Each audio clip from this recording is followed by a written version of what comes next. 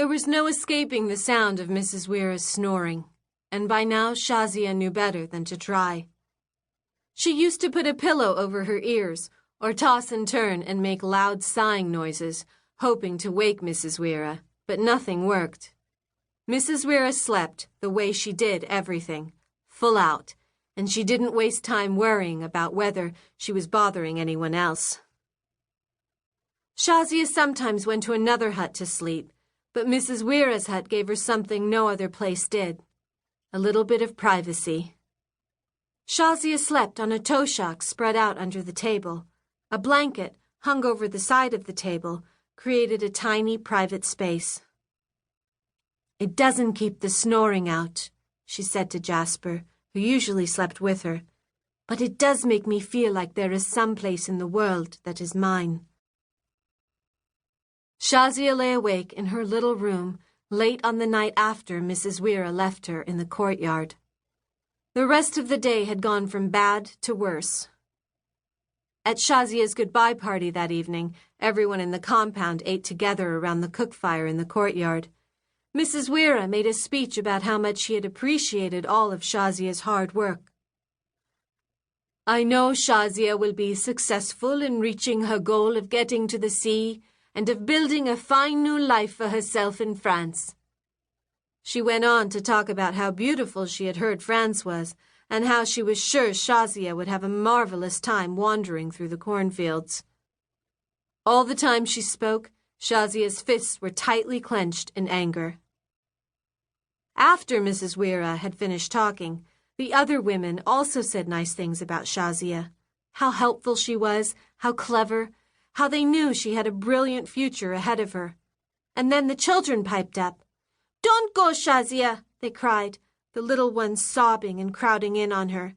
"Stay and tell us stories." Shauzia was furious.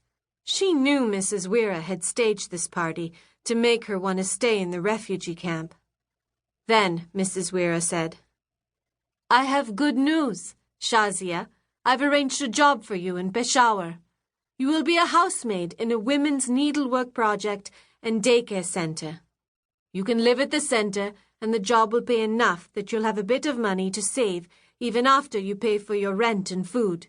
Isn't that wonderful? Plus, I'll be able to come and visit you every week when I meet with the project. I'll take you there tomorrow and help you get settled." The other women applauded and talked about how lucky Shauzia was, but Shauzia was seething. She was still seething as she lay on her mat, with Mrs. Weira's snores all around her. "She thinks she can control everything," she whispered to Jasper. "She thinks she can control me."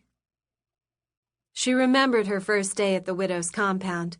She had been wandering around the camp after being dropped off there by the shepherds and was directed to the compound by an aid worker. As soon as she walked through the door in the compound wall and saw Mrs. Weira, she wanted to back out, but it was too late.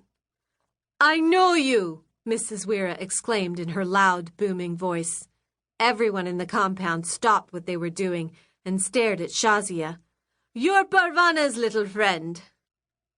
Mrs. Weira had been a physical education teacher and field hockey coach before the Taliban closed all the schools for girls and made the female teachers leave their jobs.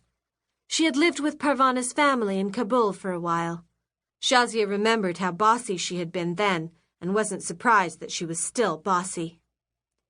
In a few strides, Mrs. Weira's long legs crossed the courtyard. She stood in front of Shauzia. Shauzia could imagine what the older woman saw. A skinny girl whose face carried on it months of living out in the sun and the wind, clothes filthy and tattered, but with her back straight and her head up high. "You stink of sheep," Mrs. Weira said, "but we can fix that. And I see you still look like a boy. We can fix that too." She hollered out an order for hot water and girls' clothes. "I'd rather keep looking like a boy," Shauzia said. "If I look like a girl, I can't do anything."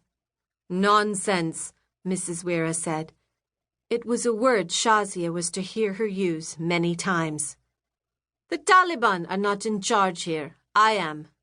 "Oh, you have a dog too," She bent down and peered intently at Jasper, who wisely took 2 steps back.